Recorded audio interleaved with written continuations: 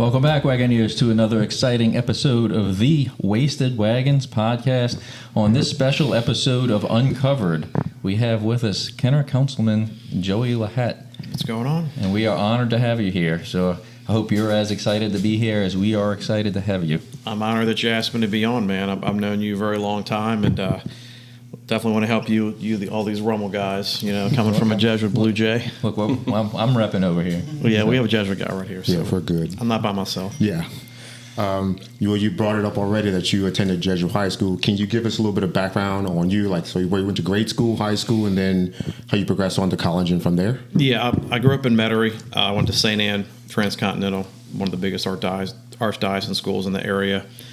Jesuit, I graduated in 99, was a drum major of the band, had some great years there. Went to LSU, 99 to 03, studied IT studies, and then I wanted to go to law school, then went to Loyola Law School in New Orleans after that. Kind of followed my dad's footsteps. He was an attorney for many years, and I graduated law school in 2007. At LSU, I was in the Tiger Band for 5 years. My first year that the football team was 3-8. The last year, Jerry DiNardo. My last game was a national title game in the Superdome against Oklahoma. So I saw every 5 years of as much difference as you can on a football team on a college level you can see. Awesome. And hopefully in typical Jesuit tradition, your son, you say he applied to Jesuit? So Letter Day's tomorrow. Yeah, so we're going to find out tomorrow if my son's going to be a Blue Jay and be the class of, I don't know, I flunked math. That's why I went to law school. 2030, 31, whatever. Yeah, I'm sure the moms know that. I think it's 2030, yeah. Yeah, so we'll find out tomorrow. So he'll be a Blue Jay and be there next year and start in 8th grade. Well, I wish him luck. I hope that's the only place he goes. Were there any other schools that he was considering, or you would? I mean, what other boys' schools are there in the area? I mean, it's just, the perfect answer. In New Orleans, none. But Metairie, it's a different story. Yeah.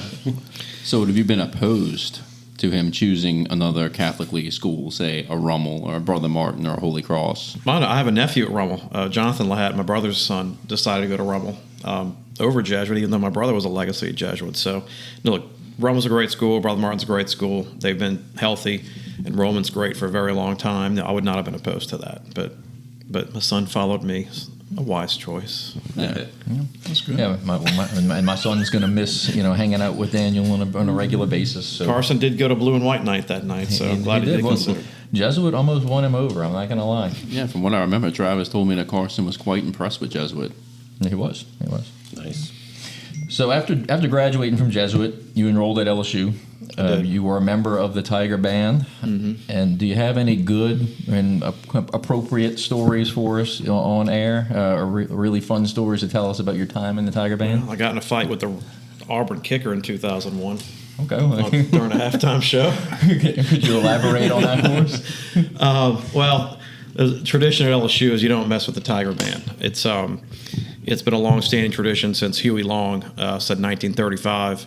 He wanted the best band in the country, so he walked into campus one day and said, I want to have the largest band. And then he got about 300 students together. None of them played any instruments, gave him instruments and said, you're in the LSU marching band. And then when they go on away trips, it was traditional for Huey Long to give cash to the students to have a good time. And that tradition still goes till today. Like the band members get money when they go on away trips, plus they get hotel rooms, plus they get meals, plus they get to go to the game, plus they get transportation. So how that is not the most amazing thing possible you can have being a college student, I don't know what you can possibly beat on that. But that's NIL before NIL. Yeah. Did I hear you correctly? You were getting paid? Yeah, bands get paid, man. We get more money than the football players did back then because the football players got nothing. I never heard this story. I was going to say, I don't know if you remember our buddy Biff, who's on the pod sometimes, Biff Hitchens. He was in he graduated with us in 2002. Okay. And he was on the drum line at LSU for a couple of years. Yeah, my last year was 2003, so it was funny because a band that big, 350 people, you have 60 trumpets. It's like it's all like different fiefdoms, and we all come together. But the Auburn fight, whenever LSU plays Auburn, there's always some kind of weird thing. Like an earthquake happened, a barn burned down in Auburn in 1996, the Tommy Hodson game.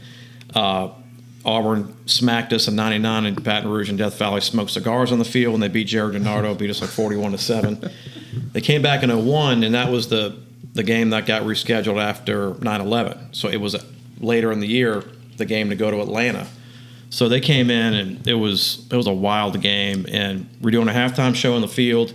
The band flipped around. We went to the south part of the end zone, and the special teams units are out there kicking. So we thought they were going to get off the field, respectful. The band's throwing, doing a show. But they stayed on the field, kept kicking the ball. And this guy kept running into players, and we were marching through them. And Mark Aycock, the mellophone player, actually nudged him, told him curse words. I went up to him, called him every name under the sun. He tried to take a swing at me, and then he had three other guys. Yeah, me, 5'6". Three other guys jumped in, and then the drum major, Tony Marinella, jumped in and broke everything off, and then it got separated.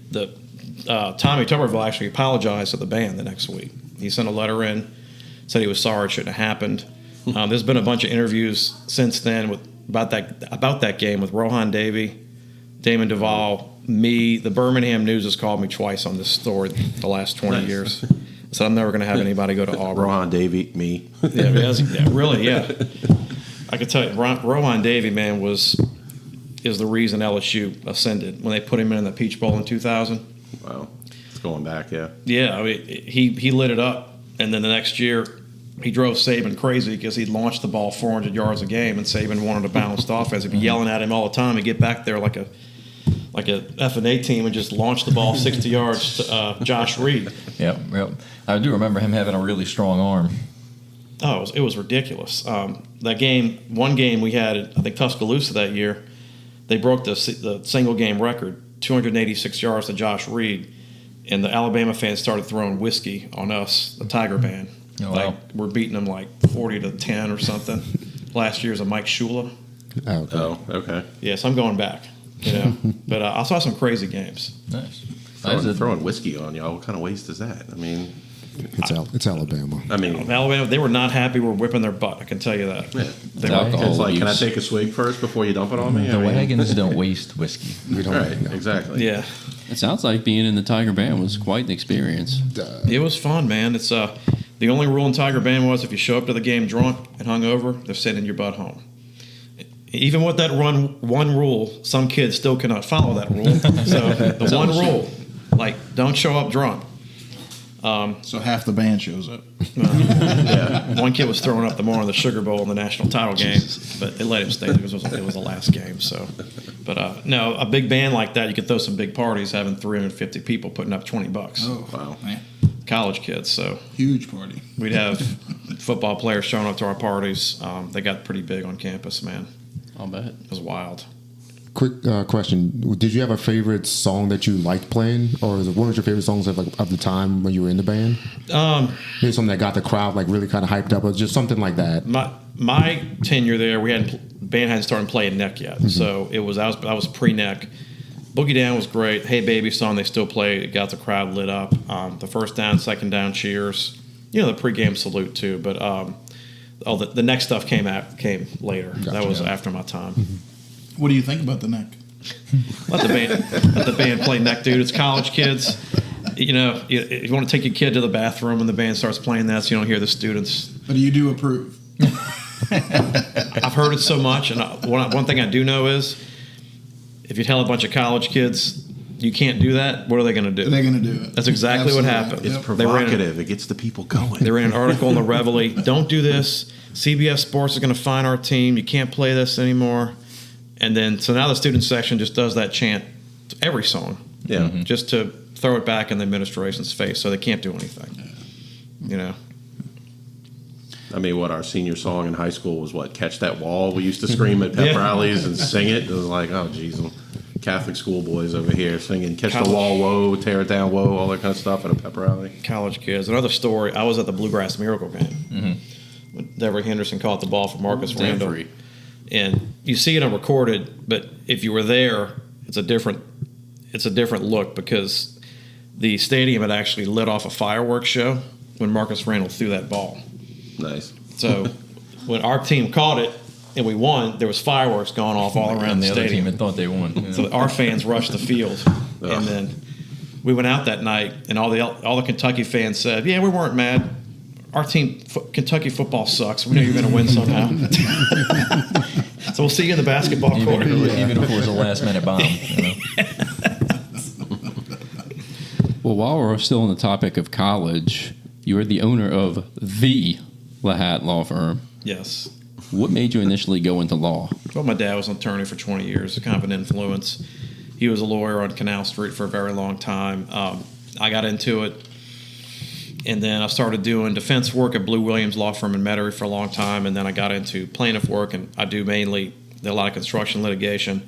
Now I do represent people for homes. If your hurricane hits your house and State Farm says, no, we're not going to replace your roof, that's what I do. Right. Or if you have a fire case and they won't pay for your fire, I don't know if you had that problem back No, then. we didn't. No, well, luckily we had insurance. That's and before didn't- I knew you, really. Yeah, but didn't run into too many problems. So that happens. Yeah, I bet. it's so I do that. I do some commercial building claims and just help people get their property and buildings and businesses back up and running. So the one thing we did have an issue doing back then when we lost our house was finding new homeowners insurance, because it was almost like the previous company had dropped us and didn't want to take us on. So we eventually got on with somebody, but I remember that was the most complicated part of the whole process. Yeah, it's when the insurance pays out, they don't want you anymore. You know. Yeah. And It happened once. I mean, hey. And then the reason the homeowners rates are so high right now is we had 4 giant hurricanes within 2 years. Laura, Ida, Delta, Zeta. Right. And the payouts were astronomically high compared to industry. We had 12 insurance companies go bankrupt.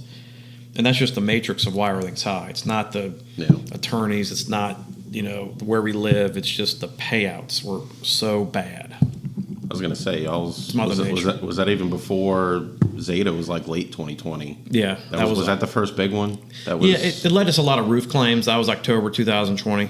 It was the Halloween hurricane. And then, remember that? Yeah. And then Lake Charles got absolutely blasted by Laura, Delta. Yeah. And then we had Ida, Ida had more wind damage than Hurricane Katrina produced. Right. And people don't know that because Katrina had so much flooding. Katrina was a flooding event, yeah. So Ida was more expensive. Mm-hmm. Joey, speaking of flooding, what improvements does the city of Kenner have planned or thinking about to mitigate rising standing water? Yeah, there's going to be some installation of a new drainage pump in West Kenner by Seton. It's going to be financed by Rita Bohannon's office in District 4 in Jefferson. West Kenner flooded that event last year. Mm-hmm. One of the culprits was that because there was 4 pumps at the airport. 3 of them didn't turn on. They were supposed to be automatic, and the people that manage that are Orleans Parish. So since then, and we couldn't manually turn them on because there's no manual option of how crazy that is. But since then, there's done a very extensive meeting to where Orleans is allowing the Jefferson Parish maintenance people, Mark Drews, and those type of public works workers to monitor those pumps. Because if those 4 pumps had been on, I don't think West Kenner, University City, that area would have had as much flooding as it did. Mm-hmm. We had a pump, 2 pumps go down by Duncan for mechanical reasons. It did, but that's a huge flow rate station, so it didn't impact that area that much. Mm-hmm. But it was historical rainfall. See, I live in Woodlake, and that was a big thing over by us. We learned about the Orleans pumps in Jefferson, and we were kind of what's going on with that? So it made the news, and I know it was a big deal to us in the Woodlake area and that part of Kenner. Yeah. So I know some of the Orleans residents. I don't want to say loving it, but we're laughing because it's wait, finally not us for a change. Jefferson Parish gets a taste of this. Yeah, it's just West Kenner, that area, man. It's just been. Me and Keith Conley, the police chief, went out there after that event, and there were people just crying, destitute. They didn't know what to do. They had gone through Katrina before. They said they can't do this again. It was very sad to see that out there for those people. So it was a first. I was actually at my parents' house. They live in Highway Park neighborhood. Yeah, close to power. And I mean, I grew up in that house. May 8th flood. Didn't even flood on that street. Didn't even flood in the street for Katrina. Mm-hmm. But then come out after Francine, and we're calf deep almost in spots of water coming all the way up the driveway. I've never seen that in my 40 years of life that my parents have been there. So me neither. Driftwood, my house, the water was up to my doorstep. I'd never seen that. It was just historical type flooding that I've never seen. And I can't believe that more houses didn't flood in Kenner. There was 400 houses in West Kenner, but I couldn't believe that more my neighborhood or even Chateau or that area hadn't flooded. But It seems like it ended just at the right time. It's like, thank you. It came all the way up to my front door. I'm in Metairie, but Yeah, they do test the pumps. When a storm's coming, I always get texts, are the pumps on? I guarantee you the pumps are on. Aaron Broussard does not run Kenner and Jefferson Parish anymore. Okay, he does not. He's not going to send the pump operators to St. Tammany. They're here. The pumps always are tested before the system. They're on, and there's someone there mechanically sound who is going to repair it. That happened at Duncan this past storm, so they're going to get it back up and running if something happens. The Orleans Parish problem is now rectified because we'll have someone there to turn them on manually if they goof up and cause that problem again by the airport. So, well, let me ask you this: being an insurance attorney, does that help any with the city of Kenner and like hurricane preparedness and damage assessments and anything? Do you bring something to city government? Yeah, I mean, I'm still trying to help them settle the Hurricane Ida case we have with City Hall. Like, we tore down City Hall because Ida destroyed it. It's a $40 to $50 million insurance claim, and we've been trying to get it resolved for the last 4 years. Still not resolved. I saw it was knocked down recently. Yeah, it was full of mold. So the city council operates out of the old nature building, Heritage Hall, down in Rivertown. Yeah. So we've been in there temporarily, which is fine, until we get money to rebuild City Hall. So the mayor has a building on Reverend Wilson Parkway by the river, but the council really doesn't have a council anymore. We just have a temporary place. So I try to bring as much information as I can. We renew our rates every year, and of course in claims to help the city. So yes. Cool. Before we get too far into the weeds on some other questions like that, can you tell the audience and us what your district actually covers, like area wise, or just a part of the town? Yeah, so I'm District 3, and think of East Kenner by the Metairie line, by Power Boulevard, and go north. So I'm Driftwood, a little east of that, a few houses. Go north, that's Palm Vista, Aqua Vista area, a lot of the Vista area by the levee. It goes east. Then we go west to Beachview Heights. It's across by Williams, Green Lawn, and then Treasure Chest Casino and Pontchartrain Center, the boat launcher mine. So kind of like a rectangle up. Okay. And then my line stops at Chateau. The Duncan Canal line is where my area stops. So I'm responsible for that area. Sounds good. Mm-hmm. So I'm going to shift away from this for a second. I know we talked a little bit about you being a lawyer, you being in the LSU band. Correct me if I'm wrong here. Were you also a member of the 610 Stompers at one time? I was. I was a Stomper for 10 years from 01 until COVID hit, and I retired after COVID. A bunch of great guys. I raised a lot of money for charity. They're still stomping. I just got into politics, and my kids are all teenagers, so I don't have time anymore because they practice. They practice a lot to get ready for those parades. So I've actually heard the tryout's are fairly difficult. Can you tell us a little bit about your tryout and the process there? My tryout was at 12 Bar in 2011, and they put you up by yourself in front of 100 people, and they teach you a dance that day, and you got to do it that day in front of everybody. And then if you call back, they teach you another dance, the rest of the dance the next week. And they ask you questions and they don't want good dancers. They want regular guys. Like my year, I think they took me. It was the only attorney. They took a guy that lived with his mom. They took an engineer. They took a teacher, sports guy. It was just, they did like a whole mix of different dudes in that group. And that makes it special, I'll bet. With that said, do you fancy yourself a good dancer? No, I just try. I just try really hard, and that's what the group's about. And I may go back at some point, but they're Brett Patron and that whole family. They're great. They raise a lot of money for all the events they do. They do a St. Michael's Day every year before Mardi Gras hits, and go see the kids at St. Michael's Special School.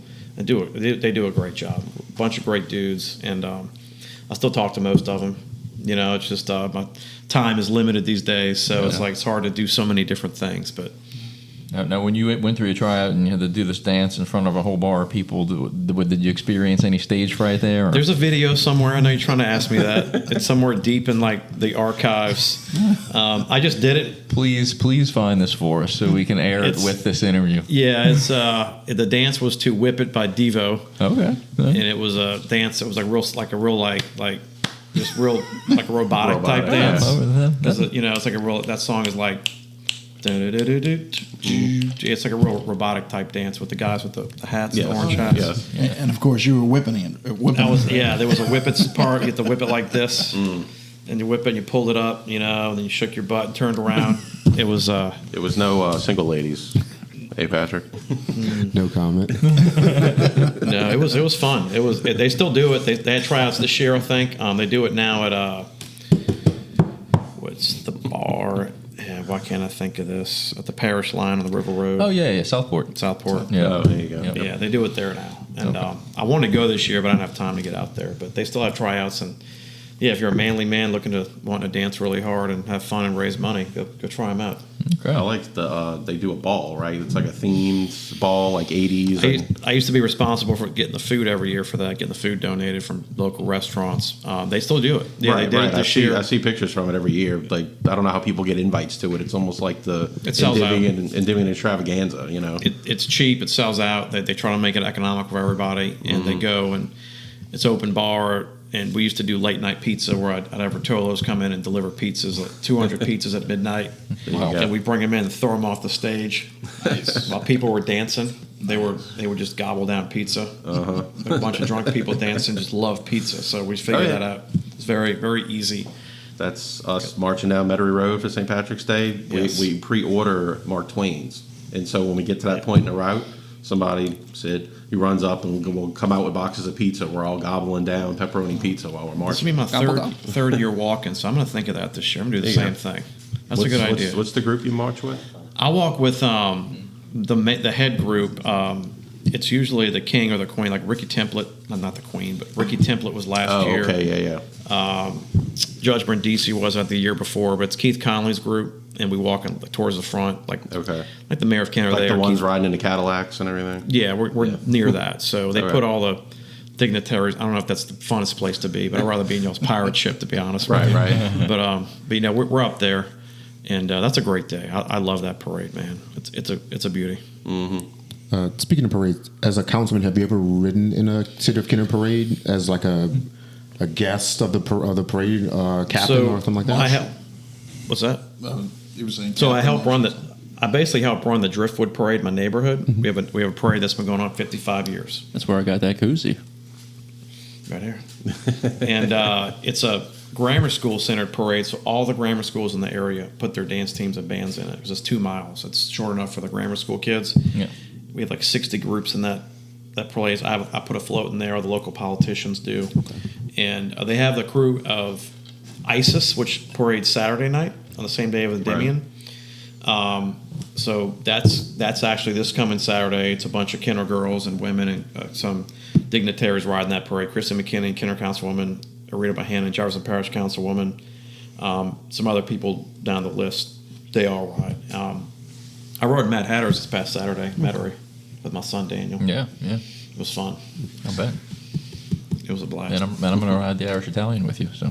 And then you're on my Irish Italian float this year. Okay. Speaking of Mad Hatters, there really is a good parade. It's come along since they started. It seems like every year it's gotten better and better. Yeah, I think it's taken the crown as kind of the best Metairie parade now. I think so. I've said that for a couple of years now, and I was actually in it this year. Even though I'm not really a member, as I was invited, but I'm going to actually contact the crew because I want to join because I thought it was the best Metairie parade. Oh, yeah, by far. No, the Irish Italian's a different beast. Like, I love the Irish Italian because you throw vegetables. I have a giant float in that parade, so it's a different beast than Mardi Gras. It's two different things. But Mad Hatter's is great. I thought they did the route was crowded all the way down. Yeah, everywhere. We ran out of stuff by Severn. I'm not going to confirm or deny the fact that I was throwing jello shots to some people I knew. That's all I had left. Some adults, came up with a float, and I knew that was fine. But it was a fantastic parade. Yeah, I think it's definitely one of the ones it's kind of supplanted Caesar, I think, as one of the main Metairie parades. Yeah, we all used to ride in Centurions, and it was a good time. Yeah, Centurion still parades on Lundy Gras. My daughter's dancing in that with the Chappelle High Steppers. I was surprised to hear it's a Crew of Kings or something that's behind Centurions this year. The Centurions is not the main one. There's like a new one that was on the news or something. I forget what they were saying about it. But. No, the Jefferson Parish Mardi Gras is healthy, man. Excalibur went Friday. It was really cold that night, so it kind of kept some of the crowds out. But look, we don't have a parade every night like it used to be, but I think it's healthy and coming back. I really do. Yeah. Was the city of Kenner prepared for that switch with that Family Raw Sunday, the rain event that happened? To the Pontchartrain Center? To the were y'all prepared, or I mean, was that always like a second type place, or that was just spur of the moment? I don't think it was a backup plan. I think there was a call made probably Friday night because we're looking at the forecast for that Sunday, and it was open. So we're definitely going to allow that. I mean, that's just for people to come to. It's a free show for people to come in and see. That was a last minute thing. Like Amanda, that wasn't. yeah. Okay. So I didn't even think, hey, you're going from Metairie to Kenner. That's It saved the day, you know. Yeah. It did. Yeah, Amanda Shaw played. I'm good friends with her and her guy Galen. Galen Hare, who I do a lot of attorney work with, but they put on a great show and it worked very well. All right, so I'm going back to your professional career here. So after many years in law, what made you decide to run for the council in Kenner? So some people in politics will tell you, most people will say, well, I never wanted to do this shit. And that was me. I mean, 5-6 years ago. I remember telling my good friend Dominic Impastato, like, how do you do this? Like, I would never want people calling me all day about city issues and like, oh, I need to help the city get used to it. I'm like, well, I'm never going to do that. Then I got I helped the Driftwood Civic Association with neighborhood rolling again, got the parade going, started talking about city stuff when you do this. When you start being active in your community, then people start noticing, and you need more people like that. And then Christy McKinney approached me as a councilwoman in Kenner, said, you ought to consider running for council in District 3. I'm like, what are you talking about? Like the Kenner Council? She goes, yeah. I'm like, no, I'm not going to do that. Well, those ideas kind of develop over time. And I just, I think Kenner needs a lot of help. We need infrastructure improvements. We need to do things to help get our kids to come back and live there. We need more businesses. We have a lot of money in Kenner. Gabriel's full of business owners and people that own $1 million businesses. They drive through Kenner every day. There's no reason why we can't have more restaurants and more fun things to do. Mm-hmm. Williams Boulevard, we're actually doing a program right now to redo the signs, all the businesses, and the business will be given a grant by Jefferson Parish up to $20,000 to redo their sign to a pedestal type sign. Okay. So all those broken down rusty pole signs, those are coming down on Williams to make it pretty. Okay. Nice. You mean like the multi-business signs or whatever? Yeah. Trying to get rid of those and do single-purpose signs that are nice, and they have that stucco type stuff. It's like a pedestal, and it looks good. You see them at the beach, and we're going to be doing that. But yeah, I ran to help Kenner. I think I've done we've given the police pay raises. We have 40 new police officers in Kenner since I got aboard.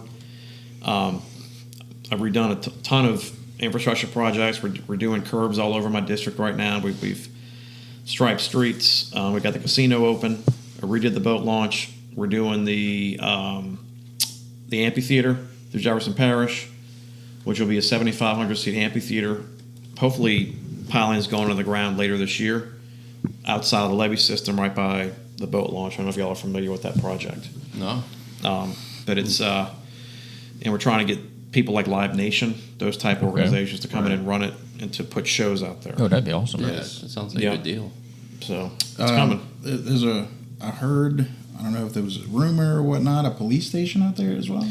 So yeah, we have an old lighthouse out there, and it's been sitting there vacant for years, and no one's ever. I'm like, what are we using this for? And we've had some issues out there with people throwing garbage. We've had some people out there showing up and doing donuts in the parking lot. You don't want that because that. Sorry about that. Like, gets families leaving. They don't want to see that stuff. So I said, why don't we? It was my idea about 2 years ago. I said, let's give this to I called the police chief. I said, do you want a police station in North Kenner? He goes, well, yeah. So I have a building. It's a lighthouse right there by the boat launch. It's yours. And I'll give you whatever money you want to redo it. Just put some officers in there. Nice. And so then you have a police station built out of a lighthouse? Yes. That's pretty cool. Yeah. That's pretty cool. Unique. Yeah. And I said it at a council meeting, And then it was an idea where everybody's like, that's a great idea. That never happens in government. Everybody's like, okay, let's just do that. It's like, yes. Like everybody, the mayor, the council. I mean, look, it was just, so they're actually in there now. We put a sign in front of it about a month ago. They put some of the traffic division in there, and it's. Oh, so they're there. Wow. Yeah, they're there. That's awesome. So it's mainly a big deterrent to keep the riffraff out of there. We have guys that fish out of that fishing pier. I put those green fishing lights out there that I got from Grand Isle Pier to attract the plankton, which attracts the big fish. Okay. Some kind of science behind it, so we paid for that. And having the police out there promotes better activity, promotes families being there. We don't want the donuts. We don't want the. Are they up on the lighthouse with the binoculars? No, Checking out Coconut Beach. Sniper rifles. Dude, Kenner, we do undercover work. If there's hot issues, the police do undercover operations all the time. We had some guy, people messing with the fishermen on the pier, stealing their fishing poles, so we put an undercover officer out there in plain clothes. Wow. Just put his fishing line and wait for somebody to take it to arrest the guy. Nice. So, look, Kenner's very active in police, and they are very, I mean, you see Keith Connolly on the news all the time. And they solve things quick. I saw a couple of years back they started dredging and revitalizing the boat launch. What's the plan with the casino? Getting the old casino out of there? So the old casino is being removed by Board Gaming. They're out of Vegas. They're going to be pulling that out. They're pulling the barge out. But there will be a place for someone to develop a restaurant there. There's a sewer lift station. There's electric hookups. There's gas hookups. There's water hookups. So I'm trying to get a developer to build something, and everybody says they're interested, especially with the amphitheater going up. So we're going to get someone soon. It's hard to get the first developer in a place like that because they always say, I want to be the third guy. Like the restaurants want to be next to each other because it gets more people. But it's coming. You know, that whole area is being redone. It's been needing it for a very long time. And I know in the past, I think they also talked about redoing the jetty. They had allocated some money to redo. So the Rock Jetty turned into a $14 million project that was a lot more funds than the Go Mesa funds provided. Dominic Apostato's office before he left to get that project moving. It was about $6 million we had. So we didn't have enough for the Rock Jetty. That's still on the books to do. Okay, good. And there's always a way to get grants to do that. And so we're trying to get some money from the state and the feds to build the Rock Jetty, which will stop the coffee grinds from filling up the boat launch again. But it's a matter of money, you know. So at least it's in the books. It is on the project books. I can tell you that right now. Now we are craft beer enthusiasts, in case you haven't really noticed. But we noticed there are no craft breweries out in Kenner. Legally, can there be craft breweries? Yeah. Look, I'll do whatever I can to get you a brewery in Kenner, man. If you want to build one, let's go. Where do you want to build it? There's a big boat getting out the way. I'm just saying. Does it have to? We'll turn the boat into a. Does it have to be in a warehouse district, or can it be out in the Kenner Lakefront? Look, it can be at the Kenner Lakefront. We can do whatever we want out there. Like we've zoned a lot of stuff. We can do leases out there now. You know, our representatives in the state, Debbie Villio, a lot of them fixed that. So we're able to put commercial type stuff out there. Beyond recreation. So yes, Kenner, the very receptive government right now. Everybody gets along. We've been there for 3 years, and if there's a developer, look at Rivertown. We have like 3 new restaurants down there. Mm-hmm. Like it's just unbelievable. Ground Patty. I like the River Shack down there. River Shack, they're great. Ground Patty packs them in. Jenny LaBella's place at the Crossing does weddings all the time. Mm-hmm. Troy Genduce's does a phenomenal crowd. He's great food. Does breakfast too. People don't know that. But that whole area, there's people there all the time. It's just revitalized over the last few years. And look, if you call Kenner and say, hey, I want to do this, we're going to find a way to make it happen. There's not going to be any roadblocks. We will figure out a way to put a brewery anywhere. That's what I'll figure out a way to do it no matter what. Brewery sounds amazing. We actually talked about doing that at one point. I think we need short of funds. Yeah, I think we need a big tourist attraction in Kenner. Mm-hmm. I think that's going to drive in a lot of people. Me and my wife were thinking about Great Wolf Lodge or a Bass Pro Shop or anything like that at the Esplanade Mall. What do you think about that, Joe? Hey, look, the Esplanade. Since I've gotten in Kenner government, anybody that I run into in the street, they found him, Kenner Councilman. What's going on with the Esplanade Mall? It's the number one question. So, well, it's not my district. It's George Brannigan's district. But so Esplanade Mall is not unique as to being vacant. There are hundreds of vacant malls around the country. Oh, what about Lakeside? Okay, Lakeside's in the middle of Jefferson Parish. Orleans is the east, St. Charles is the west, St. Tammany's the north. People from Avondale, the West Bank, everybody goes to Lakeside because it's right in the middle and it's an economic central. So Lakeside is an anomaly, being in a metro environment like that where it's healthy. It's people they make money there. Late 90s, early 2000s. I mean, Esplanade started going downhill like every other mall. Like Mall Louisiana is not the same anymore. A lot of empty storefronts there. So it's hard to. Esplanade is never going to be like it used to be. There's been ideas over the years to convert it to like a Perkins Row in Baton Rouge, but the Esplanade Mall is privately owned by a company out of Indiana, and it's changed hands a couple of times over the years. The previous owner didn't do anything. I'm not going to say that some of these owners use these malls as a tax write-off on their tax returns every year, but it's obvious as to what they can do. But there's ideas. The Target's still there. Macy's have been long gone. It's like if Great Wolf Lodge wants to tear down or to build inside Esplanade Mall, they're more than welcome to do that. Kenner will open the door, the red carpet. Here you go. Do whatever you want. It resembles Faubourg Brewery, just saying. Yeah. I mean, out there. Plenty of parking. Yeah, and so some people think, the city of Kenner should do something with that. Well, we want to do something with that, but it's privately owned, and you can't force a private owner to do anything. We can't. We can offer them tax incentives. We can do this, but if they're not going to put money into it, there's no way to force a private person. It's America. You can't force a private person. You need to do this. Ain't China, dude. You can't walk in there and say you need to do this. That's what happens in China. Yeah. What about the pavilion? Because that happened first, down the road where the movie theater was. United Artists Pavilion. Yeah, and that whole strip, is that privately owned too? That's privately owned. Yeah. There's a couple of things in there. There's an event center in there. At home, there's like random things that pop up in there. Yeah, every now and then, but my wife and I, one of our first dates was in United Artists in the 1999. That was Travis's favorite That theater. was the best one. I used to love it. that place. Yeah, I like that theater. I still have a ticket stub from 1999. Guess what movie I saw at that theater? The Newton Boys. The Matrix. Wait, I saw it there too. There you go. I might have been there we with were you. in the same theater. We just didn't know. I did see the Matrix there. I remember.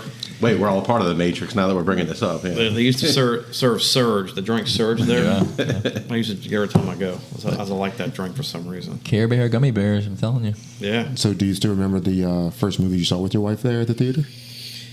One of them was The Matrix. It might have been the same time you were there. I might have been in the same theater. I'm trying to see what else Hopefully I saw not. there. It sounds like a sequel to The Matrix. I don't. Maybe that Robin Williams movie Toys I saw there too. Oh, okay. Yeah. That was a weird movie. Remember that? Not one of his best. No, it was strange. Sorry, I didn't want to put you on the spot with the wife in case she listens later on. No, You didn't she'd remember that? laugh. She knew too. She would laugh. I The said click that. moment. What was our first song? Oh, crap. Let me rewind. She'd be like, Joey, how did you know? It's XYZ. Yeah. But getting back to you, and as far as you're running for council, and I want to go back to election night. Like, what was running through your head? Were you pretty confident that you were going to win? And what happened if you didn't? Would you have been okay with Well, I that? told my kids the worst that can happen is I'll lose. I'm not going to be unhappy. I just be unhappy I spent a lot of money. True. That would suck. But I worked my butt off. I walked every street in my district almost multiple times to tell people I was there to try to help them.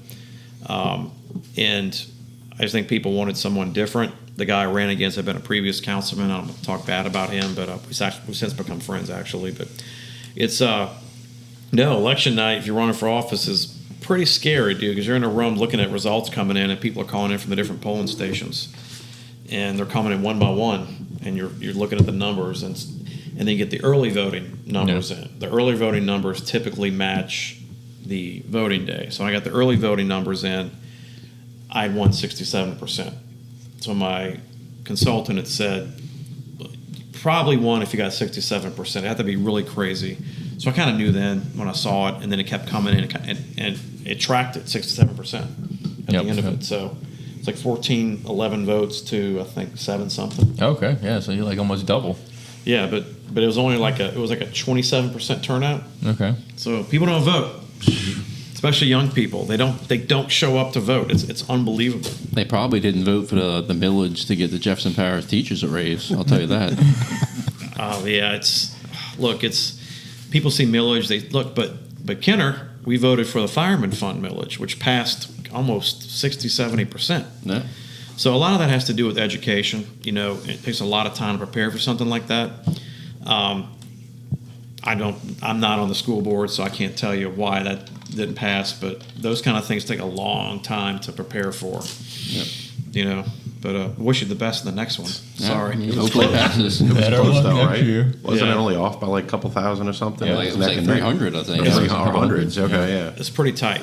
It's pretty tight. Don't y'all gotta wait like 10 years to like re-put it No, on no. the I mean, I think they No. could put it on next No. year. Yeah, they're It trying to get it running pretty quickly. This millage was supposed to be put on for 10 years, so it was going to be like guaranteed for 10 years before they renewed it. But no, they can put it on again, about a year later. Or Pretty so. much every election day they could do it again if they wanted to. Yeah. So I'll go next. So you get elected, and what would you say your first 30 days was like once you get in office and you kind of get some of the? I assume you have like a team that you work with on a council that works under you. What was the first few days or a month like for you when you got elected and you're now in this position? So I had my assistant Stephanie King, who does a great job already. I talked to her. I said, "Look, if I'm elected, I'm hiring you." She lives in Driftwood. She's on the Driftwood Civic Board with me. Does a fabulous job. First 30 days, there's no council school, so you have no idea what you're doing. Like zero idea. So you have to really dive. But I had been preparing. I'd been going to Kenner Council meetings for 6 months before things I knew I was going to run. So many people told me to do that to understand how the process works, because we do the budget for Kenner every year. The council votes on ordinances, passes laws, approves things, approves, settling of lawsuits, and we. So I got the gist of it before, but getting in the meat of it, it takes a long time to learn the city. You have so many different departments. You have streets, you have recreation, you have, the finance department, which is the most important, of course. You have administration, which is the mayor's office. You have code enforcement. You have sewer. We have a big sewer station, West Kenner, that people don't even know is there. We have our own sewer system. So we have our own sewer system, but Jefferson Parish does the water. So if there's a water problem, the residents always get this confused. The water got turned off, or I don't like my water bill, it's too high, which is going on right now. That's Jefferson Parish, it's not us. But people call Kenner, my water bill's too high, there's a leak. Call Jefferson, we'll help them. Mine too, click. I'll help them call Jefferson. But if the sewer problem, we have a sewer treatment plant in West Kenner that's big. It's right by the levee. But yeah, there's multitude of departments that we fund, and we have to meet every year around April to do the budget to allocate money. Police department, huge part of the operations in Kenner. We fund them very well. The fire department, we just passed their millage last year, so the fire department is almost finally fully funded itself as its own unit, and because we were giving them $6 million every year out of the general fund to operate, which is not what you want to do in a municipality. You want police and you want a fire unit to be its own funding, so they can do their own money, implement raises, and do things like that. Where do you see Kenner Parks and Recs going? So they got a good guy right now, Charles Alon, who's been around, and he also does the Crescent City Sports Facebook page, and he reports on the Catholic League. Really good guy. We've done a lot. Kenner Rec almost died like 15, 20 years ago, and it used to be a powerhouse. And then all of a sudden, overnight, a lot of the kids in Kenner were going to Girard Playgrounds. I was the closest one. That's why Girard blew up, and it's still one of the biggest. And since then, you have a proliferation of travel leagues. A lot of these teams are profit driven. They want the kids all year, 12 months. They want you to join the team. Trust me, I know. And they make a lot of money. And look, my daughter was softball 2 years travel. And so it's never going to be like it used to be. It's just, you'd be naive to think that. But we have brought back some baseball and some softball. We have a flag league that plays out of Musburtalino. Galatas, Kinder Discovery used the Galatas a lot, the Kinder Discovery high school team.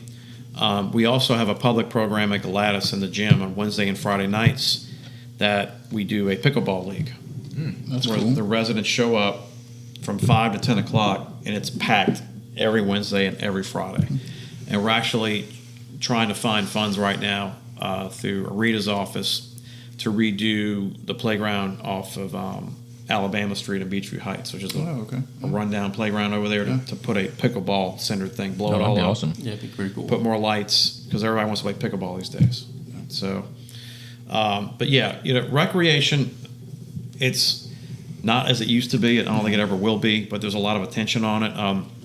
The Butch Dewey Park, where East Bank plays out of, the Chappelle softball team plays out of one of those diamonds. And it's a public-private partnership where Chappelle has invested almost $300,000 on that one diamond with a turf field that I helped. I was one of the private guys outside of this, but on the council level, I helped navigate the agreement for them to be able to do the public-private partnership. But my daughter was on the team for 2 years. They won state title last year. They have the best softball field, I think, in the area right now for girls, and I wanted to do that for Chappelle. So the girls have a great field, and that was Butch Dewey. Both a private Chappelle, their diocese, and Kenner wanting that to happen. And you elevate a diamond like that, you get private money coming in. The city does the lights and does the big stuff, and the city benefits from people coming there, from going to the businesses, eating at restaurants. We have teams come there from around the state for playoff games. And then Chappelle also does a league to help, a clinic every year to help Kenner kids learn softball. So a lot of that it's like a different mix of stuff that we do these days. That's good. It's good that it's up in everybody's minds to get it better, get it back to what it used to be, and stop kids going from Kenner to Girard or Mike Miley or whatever. And stay in Kenner. I have 11-year-old, and we went through that whole thing, and hopefully we can join a Kenner team again. I was going to say, how is that going? I mean, they still have rec leagues. They still have basketball, baseball. It's kind of centrally located, though. Most of it is done at Russ Bertolino. They do have flag and there's some baseball and softball out there. They announce it every year. I think they just put a post recently about that, but I'll have to check. Right, because I played Highway Park growing up, basketball, baseball. You know, and we played several parks. Green Lawn, Galatas, all the way down to Buddy Lawson. I haven't been to that park in forever. Is that still hopping? Yeah, Buddy Lawson's still there. That's in South Kenner. Yeah, it's like all the way on River Road. D. Dunn kind of manages that area, but they still have some activity out there. I think a soccer organization plays out of Buddy Lawson now. Lincoln Manor, even. Susan Park, I forget about all We have a lot of parks, and we have more parks per capita than Jefferson Parish does. So I get calls all the time from people wanting to use Galatas or trying to find a park because kids need place to practice. And we do provide that. Galatas, we rent that out continuously for teams that they want to use a basketball practice. So, my kid plays on a team that's based out of Kenner. It's a travel team, though. What's it? It's a travel team. Yeah, look, that's just the way it is now. It's a different ball game. I think I remember growing up, it was like travel ball. What's that? We all played at a playground wherever you grew up. It was all rec ball back then. It's it's a different ball game now. So you gotta morph it into different things. But look, we love kids playing out there. Kids need sports. I coached in the FNA league with Jeff Berg and coached his son for years. He was your assistant, right? I was his D coordinator. Out of LaSalle. So if I had a game where I couldn't be at, and we're playing a team that was going to kill us 60-0, that's when he left me in charge. Yeah, I need you to coach the team tonight. We played Duke Rouse's team, lose 44-0 on my watch. No, the thing with the FNA league is you can play a game the first game you'll beat someone bad. The second game you have a close game. Oh, we're good. Third game you get out there, you lose 60-0. Oh yeah. Some of these teams are recruited. As you know, I coached as well. We scrimmaged you guys a couple of times. It was I appreciate you allowing us to practice with you all because it gave us some experience playing against some older kids. But yeah, my record as a FNA coach was not stellar by any means. I wanted my son to play with his friends, and that's what we did. If I had a parent call, hey, can my son play on your team? Yes. Yep. And I'd fill it out until about 11 or 12 kids, and that was it. And even though the kids didn't win a whole lot, I think they appreciated that. They appreciated just going out there, having fun, playing with their own friends. Oh yeah, they were the memories, man, and it was well organized. It was only on Friday nights, which is perfect. So we practiced like on Tuesday or Wednesday, and then practice and then play on Friday. So we had a great time in that league. Jeff Berg did a great job. Yeah, Jeff's a good dude. He is. He's an attorney too. He's really cool. Maybe he'll be a councilman one day too. I don't know, man. Be careful what you wish for. And while I mention council again, as far as your political career is concerned, are you stopping at councilman, or do you see higher aspirations? President of the United States one day. You call my wife and ask Virginia that right now. And see I know what she would says. flat out give you a no. So. She it's we're the two yins and yin yang, and like she don't care about all the politics and all the the limelight and all that, which is healthy. I did it to help the city. Do I see myself in a higher office? I don't know. I know that we have elections next year. I'm going to do this spot again. Okay. I'm going to keep my seat, hopefully, and for the next 4 years. After that's over, Daniel will be almost a senior, so Carson, and at that point, I'm either going to decide to probably elevate somewhere else or stop.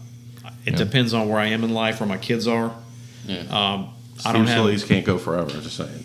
What's that? Steve Scalise can't go forever. Steve Scalise, yeah. House majority whip Joey LaHatte. That is a huge position that a lot of politics is time and place. It really is. Like even if you really want to do it, some people are like I want to be in office. Well, I wasn't that guy. Like there's some guys like that, and they're usually not the effective ones. You want the guys that are there to try to do a good job.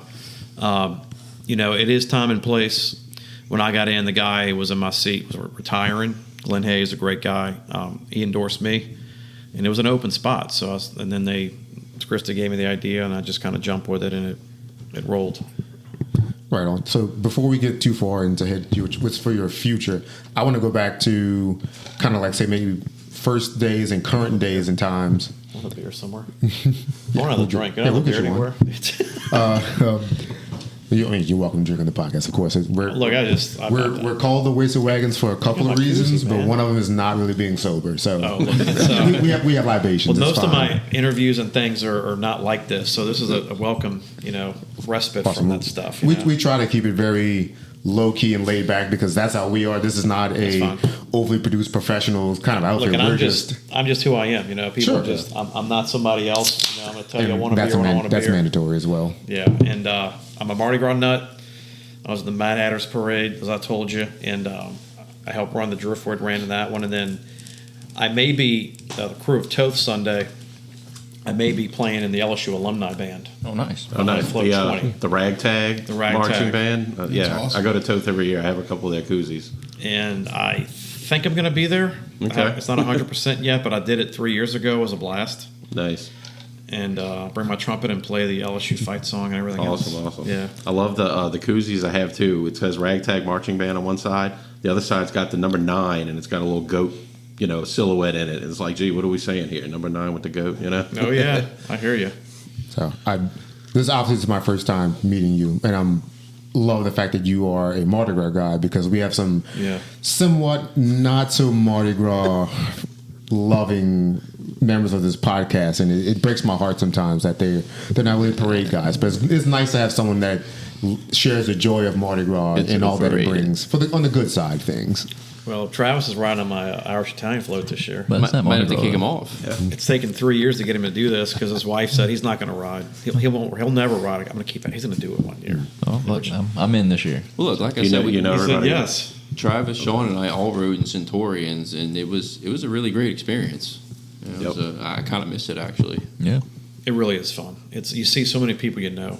But see, I think riding is definitely different from going to parades and partaking. Being in the parade is a whole nother level. I mean, dancing around in a kilt on St. Patrick's Day, giving out flowers, and not so many kisses for the record. Yeah. Sure. I mean, outside of ROTC and marching when I was in high school and parades like that and doing Endymion, the best fun I've ever had from Mardi Gras was riding Irish Italian probably a decade ago.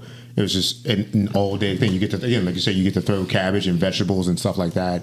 and drink a bunch of Irish beer and listen to a bunch of songs, and people go nuts for it. And it's always like it's for the kids as well too. So, but I'm glad that you do enjoy Mardi Gras, unlike some other people that I have to share this podcast with. Just an overrated holiday. Yeah. Dude, I get 6 days off of work.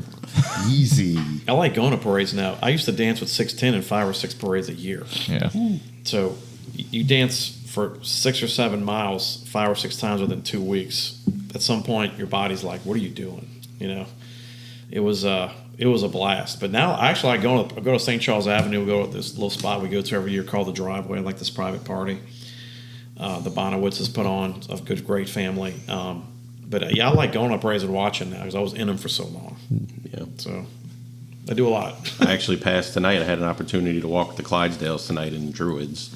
And what's kind of, well, work was one reason, but the main reason, but it was like, wait, where's security for the horses? What happens if somebody comes at you? They're like, well, you can figure it out, and then you can't drink on the route. You know, it's just kind of walking like a robot next to the horses, and it's like... People don't mess with the horse, dude.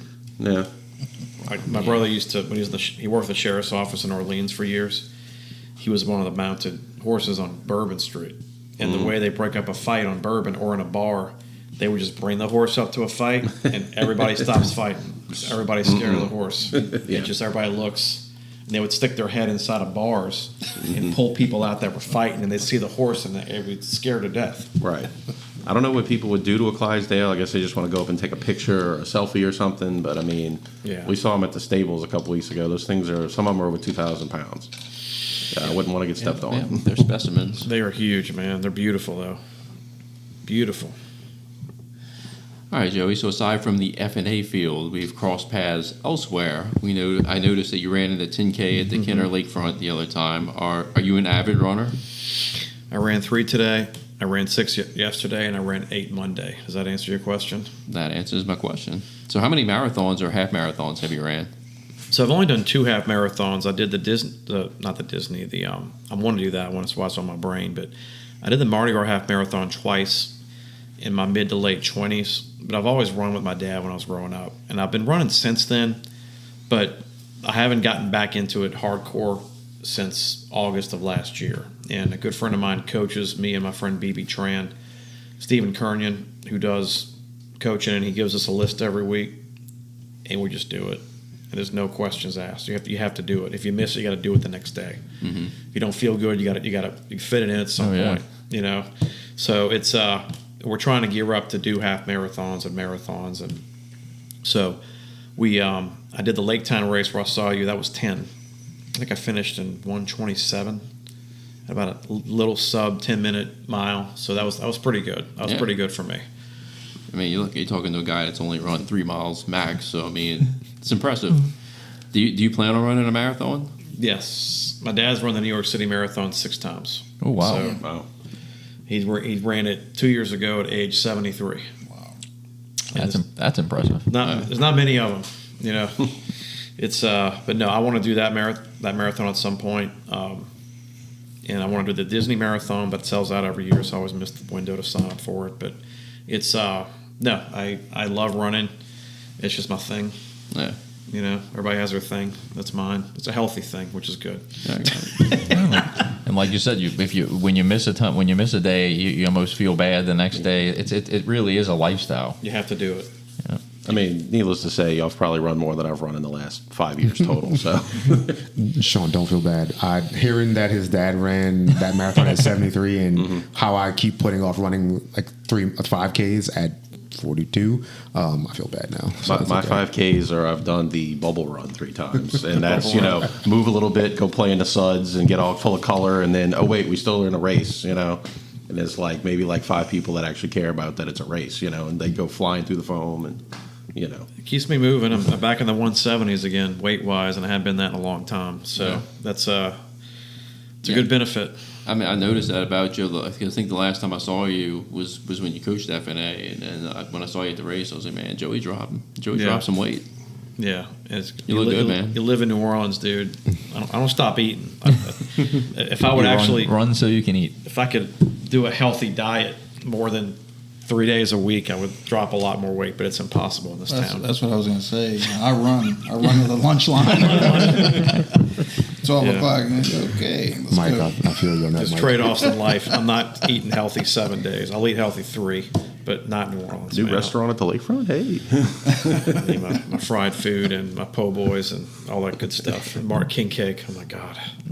Popeyes this year, time of year. Oh A brewery can serve food, Sean. yeah. yeah. Ooh, this is out there. What's your favorite Kenner restaurant? Not named Jindusas. Not to put you in a spot. Not named Jindusas. I mean, But can it be a chain? Could be anything. What's your favorite? I mean so if you look at what I've been to the most 6 months, it's Ground Patty at this point. Okay. I'm a member at Chateau, so obviously You must like those ground patty burgers. I really do. You must like good quality They're burgers, right? delicious. Yeah, I love the ground patty. It's not that expensive either. They do a You really have a good job. hater sitting right next to you. Just letting you know. Another one sitting over here. The hater. They're The a potato little- skins. Todd and I love ground patties. Joey, they're a little dry for me. But Yeah. Kenner Seafood's good. I like them. Actually, with all the Mexican restaurants you have in Williams, there's a new place called Pepe's, which is north of Kenner, closer to the casino, which is great. And the steak restaurant inside of the Treasure Chest Yeah, is awesome. I've heard that was good. Dude, go try that. They do a really, really good job. Like Boyd Gaiman, we told them we wanted restaurants in that place, and they did it. So we have 3 restaurants in there. Nice. So go to the casino and try it if you haven't been yet, man. It's really nice. It'll blow you away. How close is the amphitheater going to be to the treasure chest? Or just over the levee wall. Wow. Okay. Just yeah. It's going to be right there, and we have the parking for it, and we've already had the design done, like with the backstage and everything for bands. The thing with building by the levee is you deal with the Army Corps of Engineers, which it's like you see that Sloth movie. And I'm not trying to piss off anybody at the Army Corps if they're watching this, but getting permits sometimes. Oh, yeah. Then they stop you. Oh, we got to do this soil analysis. Like you could have told us that 3 months ago. So it's just if somebody's listening. Please speed it up. Just give us the permit. Those to do government engineers, just saying. we know we're not going to hurt the levee. It's way away from the levee, so we just want to build this thing. We're gonna get some nice '90s alternative rock bands coming to the Dude, I amphitheater. want Metallica out there, man. Well, that'd be sweet. That Metallica Pantera tour would be nice over there. So, Joey, you'd mentioned that you want to run a marathon in Disney's and tickets sell out pretty quick, so you got to jump on it quick. We know that you're an avid Disney guy. Like you go there pretty frequently. Tell us, what is your favorite park, favorite ride, favorite hotel, favorite restaurant, everything about Disney? Yeah. God, Virginia and I, we're pass holders. We bought DVC a long time ago, the Vacation Club. We just enjoy going. Everybody's friendly there. It's a different world is what it's designed to be, and we have fun. And Yeah, absolutely. my favorite park is probably Epcot. Okay. I think most of the people at this age Nope, right yeah. now would now agree with that. Sapporo beer, right? Well, they have the best ride in Disney now, which is Guardians of the Absolutely. Galaxy. Hell yeah! Totally If agree. you haven't been on that ride yet, it'll blow your mind how awesome that ride is. Patrick, have you been on it? Not yet. I'm not. Don't look at video. Don't YouTube it. Just go on the ride. Yeah, surprise yourself. Because I did that, and I could not believe how crazy that ride was awesome. when I got off that ride. Unique. Restaurant, resort. I like we own at the boardwalk, which is really nice. Yeah. We like that area. Old Key West is good. They have the biggest rooms. Restaurant wise, oh god, that's a tough one. Probably I like Brown Derby and Hollywood Studios. Okay. They have the best margarita and the best Cobb salad. You might be into Yeah. that. Did it have kale in it? The health man over here. But as many times as I've been to Disney World and I've always seen the Brown Derby, I've actually never eaten that. Yeah, I don't think I have either. It was great. Okay. They're known for their Cobb salad, so you'd be all over that, dude. That soun's like a good appetizer. Is that People get it for their meal. Big enough for an entree? It's huge. It's like this giant thing that's all bacon's all set up, and it's they do a good job. Okay. Travis is sold that margaritas and Cobb salad, so I mean, Yeah, they do a good Sounds job. like a plan for next trip. Yeah, but we're actually going next week after we take Caroline to view Miami University, so I'll be there a couple of days next week. Okay. Well, look, it sounds like you're a man of many hats. We talked about LSU band, 6'10 Stompers, as far as you being an avid runner. Mm-hmm. Tell us about any other hobbies that you haven't mentioned thus far that's part of I'm your... a Star Trek nut. Okay. I didn't know that about you as long as I've known you. I'm a big Spock fan myself. People ask me, well, I'm the next generation. That's different. Okay. I like Picard too. So. Like, people ask me, do you listen to podcasts when you run? It's like, no, I listen to Star Trek Next Generation episodes. Wow. The favorite ones. They used to, with the Picard versus the Borg. Is that what you listen to when you run marathons? When you run, you got to zone out. You got to get your brain somewhere else, or you don't want to do it anymore. So sometimes music, but most of the times for me, it's like listening to things. And Star Trek's one of them. I watched every Next Generation episode in the '90s, Picard and Riker and all them, when they battled the Borg and everything. And the recent Picard series, I was just glued to the TV for. I was every night. I was trying to finish the things. It was so amazing, but. Yeah. You know the hobbies. I like golf carts. I have 2 golf carts that I ride around. I passed the golf cart ordinance in Kenner.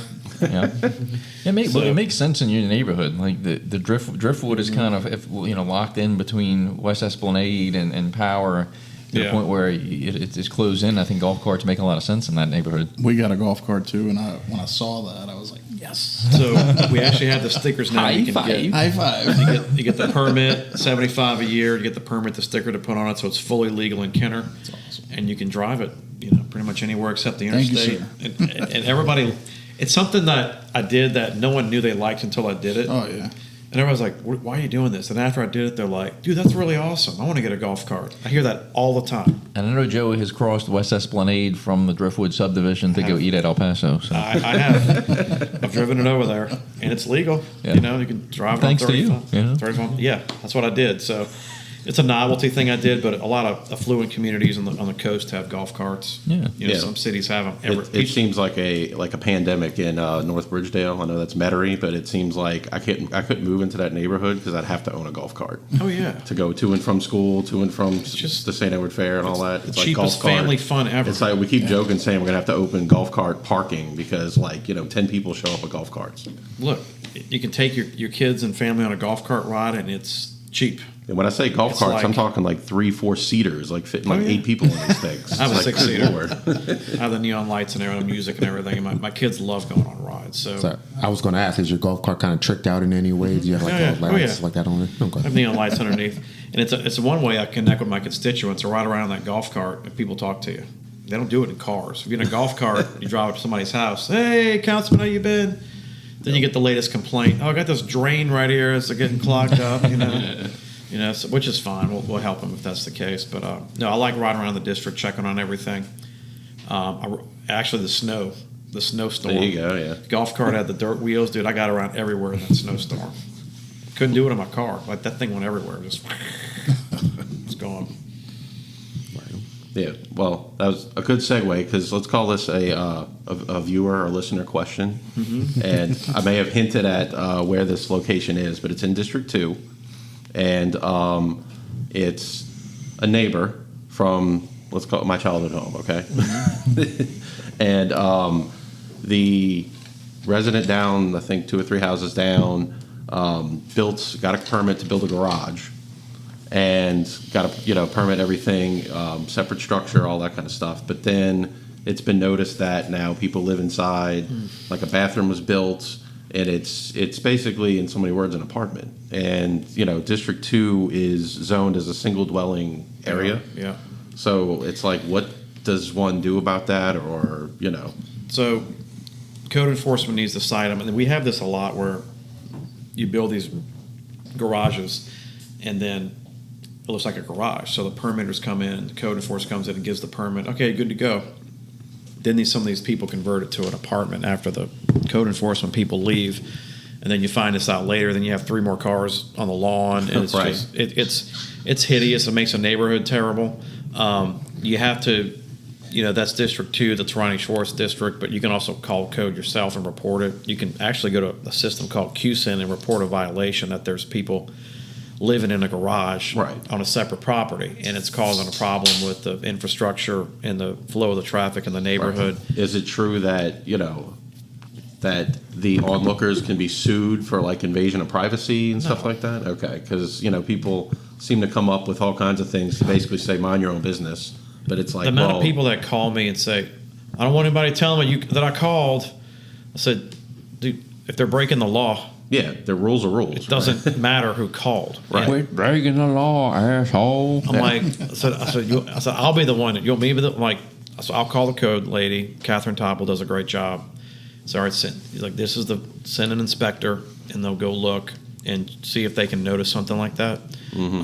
I would take pictures if you see people living in there. If you have any pictures of that, that would help the cause. But there'll be a formal hearing, and if they're determined to be having someone living in a garage on a separate part of the premises, then yeah, there'll be an attorney who issues a violation, and you got to comply, and they got to get out, or they can be called back again and there can be fines that add up. I mean, it can be a contempt thing down the road.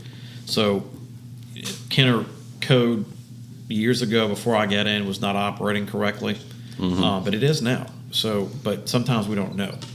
If you don't report it, we don't know what's going on. So, just it is what it is, Yeah. Well, good to know. Yeah. So call code or I can route it to Ronnie Schwartz, or email me or text me the address, and I can help you report it, get it done. Right. Good deal. Thanks. Okay, Joey, we're getting down to the end, into the least serious stuff. I have one more serious question for you, and then we're going to get to some of the more silly stuff and kind of pick your brain on a few topics and questions that Mike loves to get to every guest in. What would you say is the hardest part of your job in terms of like trying to get things done, or red tape to go through, or waiting for other divisions or businesses that you're working with, or things like entities to hopefully take a project or an idea you have to move forward and actually get it done? Just in general, like maybe, or if you want to be more specific, what do you feel like is the hardest or the most difficult part, or the most challenging thing you face in like your day-to-day? Well, sometimes, number one is funding. So I have some funding I use in my district that comes a lot from the Treasure Chest Casino revenue that I can use for anything. Infrastructure projects. I help renovate the lighthouse of the police. I'm doing many street corners right now in my district that are blown up and falling apart. One example of that is Williams Boulevard is a state highway. Kenner has no control over the state highway, even though it's in the middle of Kenner.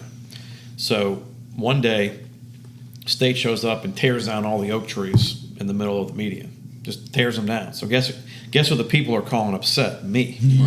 Why y'all tearing all the trees down? I was like, it's not us, it's the state. And they didn't even tell us they were doing it, because they say that the oak trees tear up the ground and they want to get rid of them. They're going to replace them with palm trees or something else, which is accurate. That does happen. But I can't do anything to Williams Boulevard without going through 8 steps with the state to get something done, to put a new light in or put a new turn. Wow.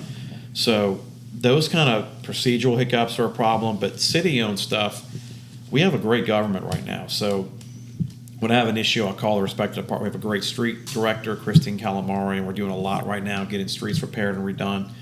The code lady's great.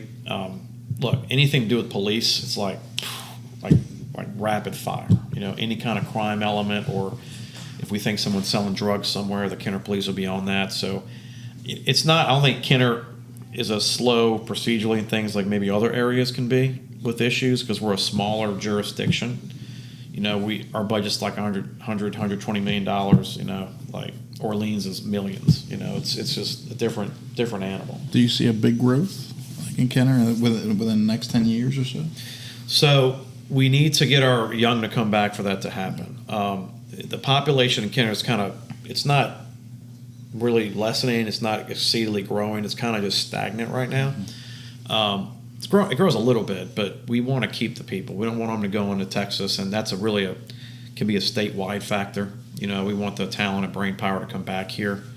It's still a great place to live. I like living there. We have a lot of good people that live in the city, and I'm doing this to get my kids to come back to move to Kenner one day with their families. Caroline, Charlotte, and Daniel. I want them to live here and be a part of our traditions, Mardi Gras every year, Saints games like we always love to go to.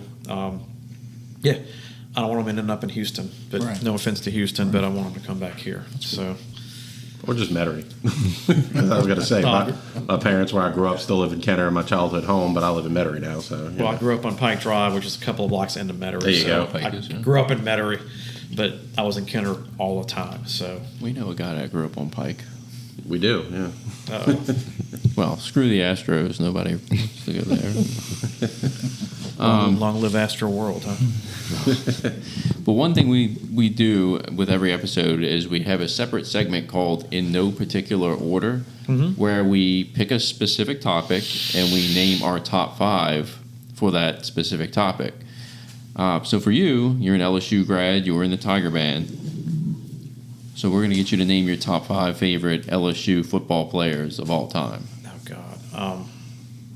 Marcus Spears is number 1. Okay. Nice. Interesting. Tight end, in defensive end, caught that interception in the Oklahoma game in 03. He doesn't catch that. We won't. I don't think it'd be tied. We'd be going into overtime. He was a beast of a guy. Watching him play on that field, I just loved every second of watching him on defense when he played tight end. That's a unique pick. Like, as far as being a number 1, we're going to let you finish your top 5 before I mention any of the names, but he's not really one that I would have normally thought would be somebody's number 1, but I think that's an excellent pick. I liked him. I like watching Chad Lavallee. Maybe I like watching defensive guys because Lavallee was a beast too. He's on the defensive line, and he had some massive tackles, man. That brought the LSU that title game that year. The loudest moment I ever heard in Tiger Stadium was when Matt Mock threw that touchdown to Skylar Green in the Georgia game in 03. Okay. We won 17-10 and was tied in the fourth quarter. We don't win that game. We don't go to Atlanta. We don't win the title. And we hadn't beaten Georgia, I think, in like 30 years. And he rolled out to the left, threw that ball to Skylar Green, and the whole place, exploded because we knew at that point we were going to win. Right. And it was just another level. Loud. So Matt Mock is kind of underrated, but he was kind of a field general. He's a dentist now. Yeah. He gave up football to pursue dental. He would make the throws, dude. And if you want to know probably the most fierce LSU game I ever saw was the Eli Manning fell down game. Remember, he fell down the fourth down. He backed up and he fell back on his butt. Yeah. That game I was in Ole Miss, and I was there with the band, and it was just amazing how hard these teams were hitting each other because LSU had to win to keep going to have a national title consideration. Eli, they had to win because it was their one shot to be in prominence and to be noteworthy. They had the best quarterback, since their dad. His dad was there, and every play you could hear from the field just them hitting each other. It was crunch, crunch, crunch. They could barely move the ball because all they did was just smack each other every play. Matt Mock had like a 20-yard pass at the end. We won 17-14, but Ole Miss, they were driving. And it was fourth down, and then Eli got the ball backed up and fell. The game was over. Nice. We went freaking crazy, man. But no, Marcus Spears, Devery Henderson's another one. So is Matt Mock in there? Yeah, I was going to say, is Matt Mock number 2 or 3? Yeah, can you? So we typically do it like in 5 up to 1. Okay. You can also have an honorable mention or 2.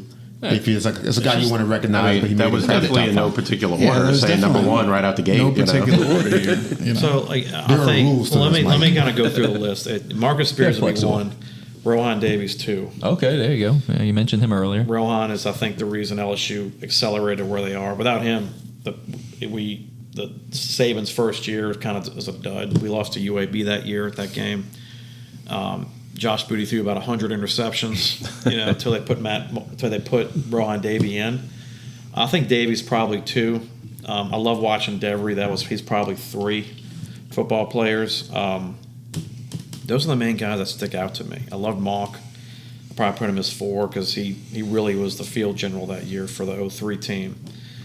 5 would be a toss-up. A lot of players, man. Maybe Michael Clayton. Well, you mentioned Lavallee earlier. Lavallee might be 5. He was really fun to watch. But it's okay. It's okay to have some honorable mentions, Joey.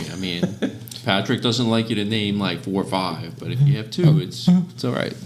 Man, it was. Go ahead. No, Todd just really wants you to say Ben McDonald just cause. I was going to actually ask him when Ben McDonald was when he was over naming the football players if he had like a baseball list, would Ben McDonald be on it? And do you think he's the best commentator around right now? Oh my God! I don't know. I liked a basketball guy, Stromile Swift. Oh yeah. Todd used to like Stromile. Yeah. Dude, 2000, we played Arizona in the PMAC, and we beat them. And that place was exploding because we never had a basketball team that good. He had a nice little Grizzlies career. I think he was picked 4th overall, if I wasn't mistaken. Dude, he could Somewhere there, yeah. he could dunk the ball.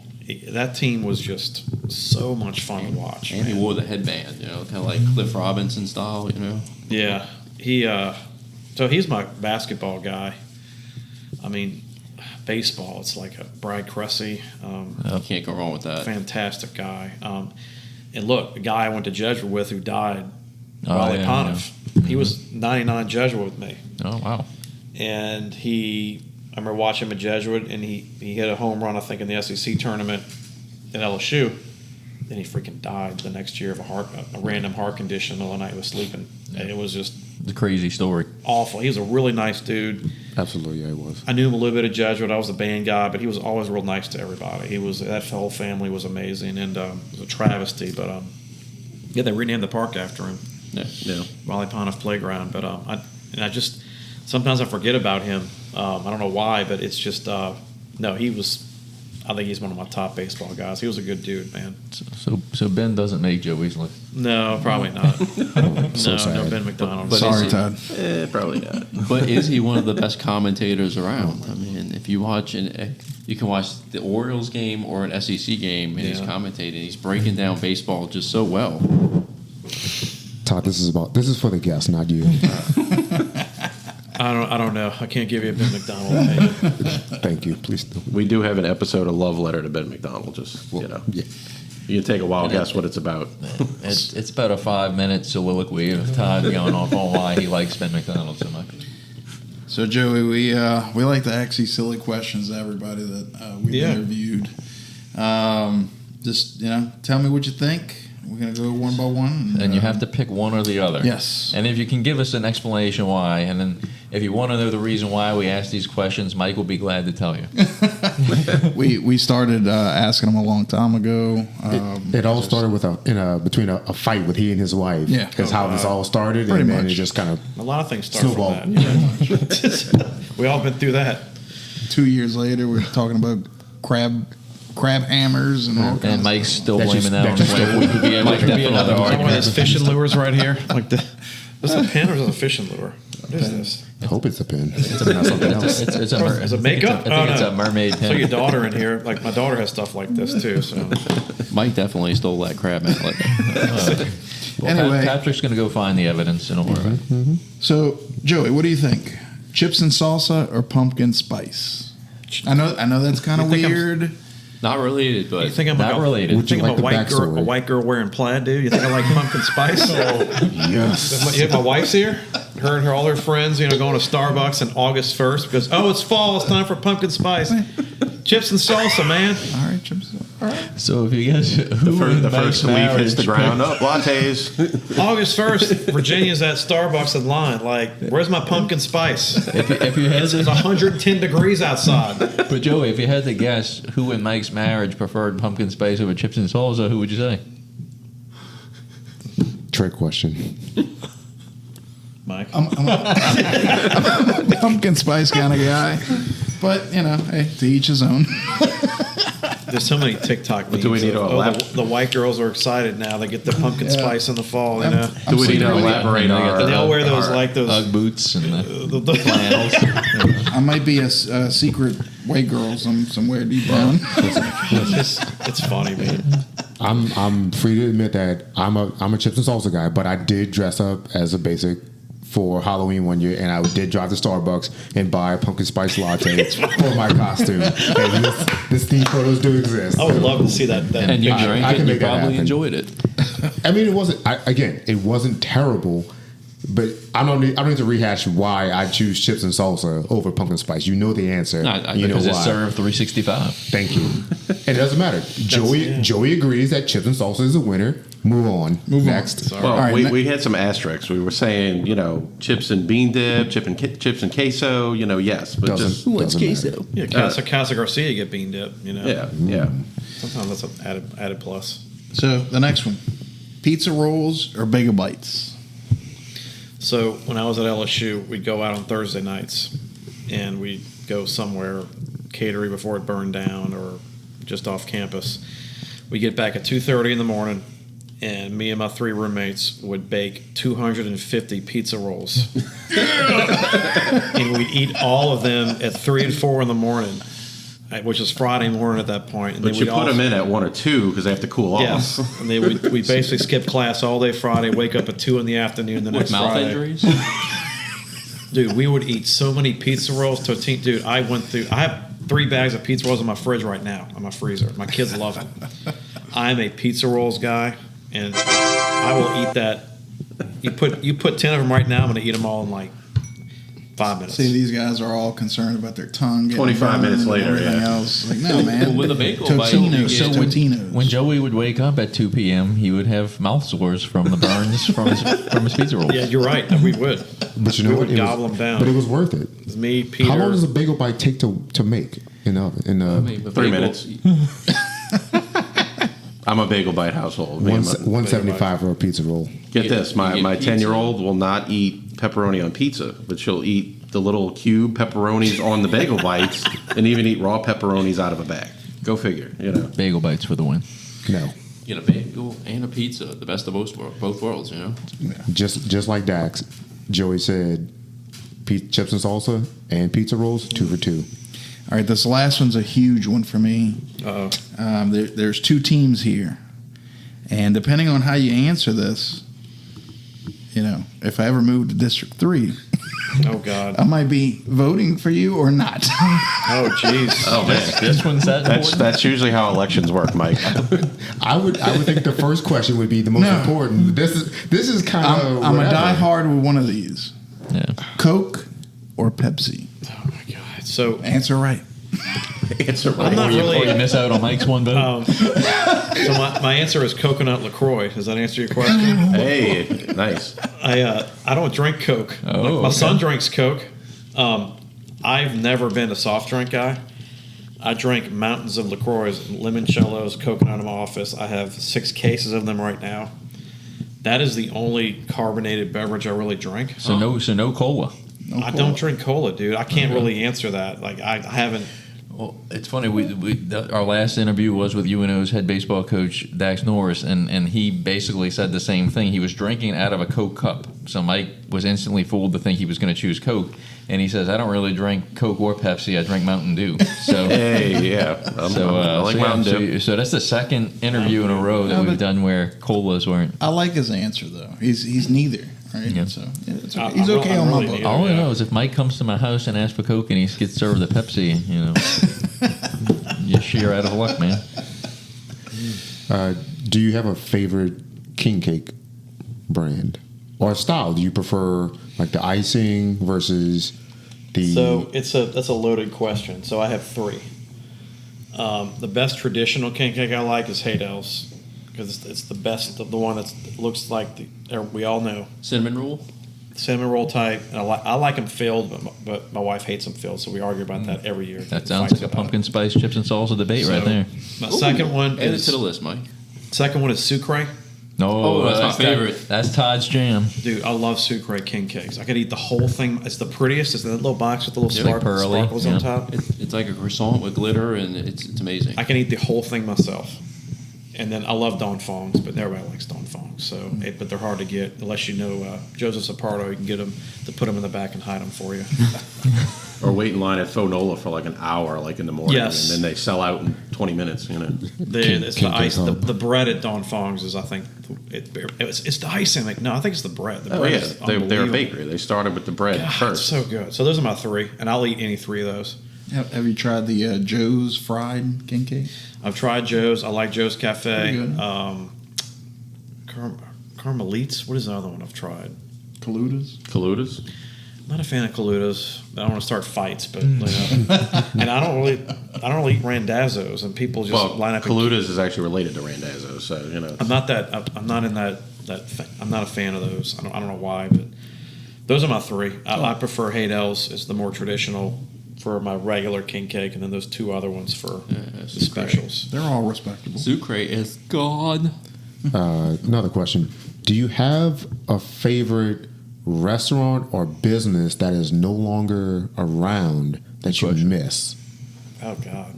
Sal and Sam's on Veterans. Oh yeah. Remember that place? This is a long time ago. We're talking 90s because we go there all the time. They do the steak Dan at your table. The Caesar salads at the table. Scalise used to work there, right? I love that I believe place. so. Yeah. It was like Political Central too. You see like Buddy Diliberto in there all the time at the bar, talking sports with somebody. I miss that place. You know, that was a really cool place to be on Veterans. That's no longer there. Sal and Sam's, man. Okay. What is your two-part question? One, what is your beer of choice if you had to pick one? I think I know this one.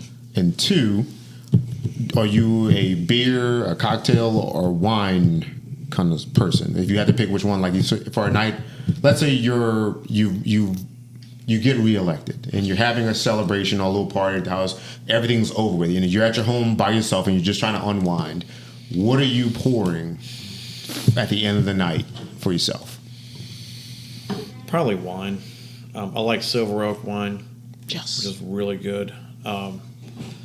Beer of choice. National brands, I like Mango Cart. That was going to be my choice. Nice. Yeah. I love Mango Cart.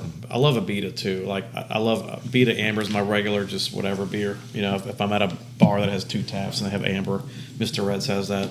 Like they have, I'll just get that when I go. And then liquor, I'm more of a tequila guy to be honest with you.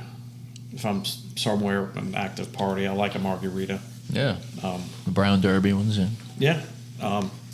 It's kind of me. You know, it's but I do like wine. I've always wanted to go tour the California wine country, but I've never had a chance to go. But Virginia and I want to go at some point. Whenever you decide to go, let me know. I know a guy that's in the industry that could probably get you set up with a spot there. That sounds good. You work for a Republic? Yes. Cool. Nice. We had a company, an important company email could disperse today that kind of changes the future of our company a little bit. But yeah, I'm with Republic. Oh, cool. When are we going to Napa? When do you want to go to Napa? Well, you know, Russell is planning this. We have another guy that's on the pod. He couldn't make it tonight because it's his birthday. Mm-hmm. But he's like, hey, I'm going to France next year. And he turns to me and he goes, Patrick, you're in charge of planning all the wine tasting in France for me. And I'm like, well, I've never been.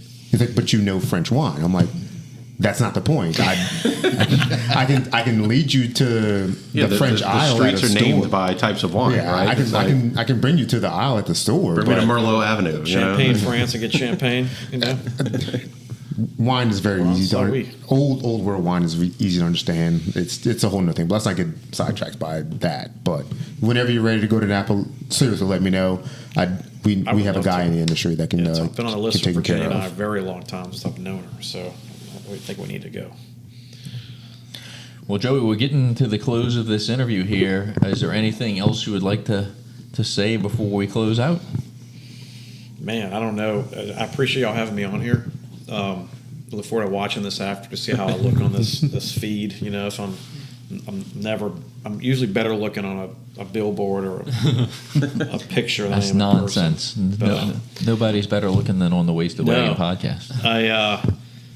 One thing about LSU is, I was there. My freshman year was Jerry DiNardo's last year. We were terrible, and then we went to band camp in 2000. And Mark Emmert, the chancellor at the time, was later the NCAA president. Okay. Walks in and says, "Oh, we saw football. We got the right coach coming. He's from Michigan. His name's Nick Saban." We're like, "Who the hell is Nick Saban? Who's that guy?" Yeah. But he walks in to our band practice at the IFF facility in Baton Rouge, shook every one of our hands, 350 kids and the dance team and everything. Says, "My wife was a drum major in high school, Terry. We love the band.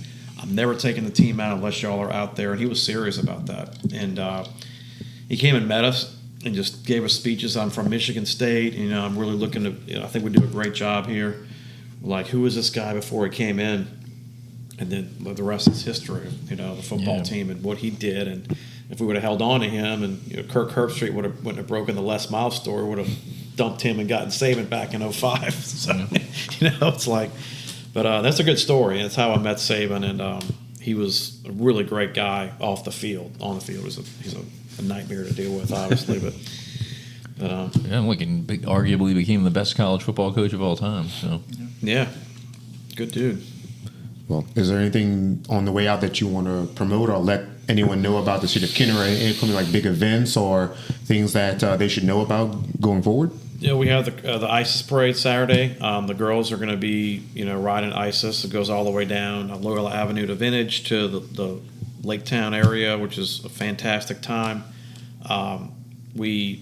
Kenner's doing well. We're healthy. The police department has 40, 50 more officers at this point since we got aboard. The city does I think is doing a good job with everything. We got the amphitheater coming to my district. We got the new casino. Please come out and look at the Treasure Chest Casino. It's brand new. It's like a brand new facility with restaurants, and you can drive up and walk in. You don't have to take a tram anymore or the boat, which is causing problems with people going. So, coffee shop in there too to come try it out, and look forward to seeing you on the city of Kenner. All right. Well, thank you so much for joining us. It's been a pleasure, and man, it's always an honor to have you on, and appreciate you to come in especially on short notice and saying no questions asked and just being here. It's pretty awesome. Yeah, this is fun, man. Yeah, we really appreciate you squeezing us into your busy schedule. I mean, we know how busy you councilman can get. Well, at night I'm driving my kids to 8 different places, so you can tell I'll tell my right wife. There with you. She's like, "Where you going?" I said, "Travis's podcast." She goes, "Oh, okay." She loves Travis, so she's like, "Oh yeah, that's okay." I how appreciate that. We love Virginia too. with wives, okay. Thanks, Travis. You got his foot in the door for us. with the wife. And look, the door is open for the future, Joey. If you want to do a part 2 and you had some more things that you want to say, well, you're always welcome back with us. Hey, we got an election in a year, so maybe we'll come on at that time and talk about everything going on. That's when you announce your bigger plans for a higher office. Election party podcast. We'll get people to go vote. Get your butt out and go vote. Sounds like a plan. Yep. Maybe some of our younger listeners can take heed and go vote for you. And I'll tell you how Travis is on the float for Mardi Gras for Irish Italian. We'll Definitely be for part watching. 2. We'll be watching. But he'll have the full length. Try. What kind of beer you gonna be drinking, Travis? Probably some PBR. If I'm His son's been on my float for 3 years now. He hasn't been on there. Shame Boys, on I told you we're coming But this Tommy year. stepped up, man. We're coming this year. Now on an event like Mardi Gras, I'm going to probably buy a decent tasting beer that's a cheap 12 case, and that'll be my good old trusty PBR. You're going to love it. You're going to want to do it again. Everybody tells me that. It's a float or a truck? It's a 40-person float. It's like Okay. a Houdat float with a big picture of a model of the Super Bowl trophy. Joey says once you throw vegetables, you never go back. So People love the vegetables, dude. Oh, yeah. Yeah, once you hit a blue hair in the head with a cabbage, I mean. and on that note, Allegedly. Yeah, on that alleged bombshell, wagons out. wagons out. Wagons Wagons out.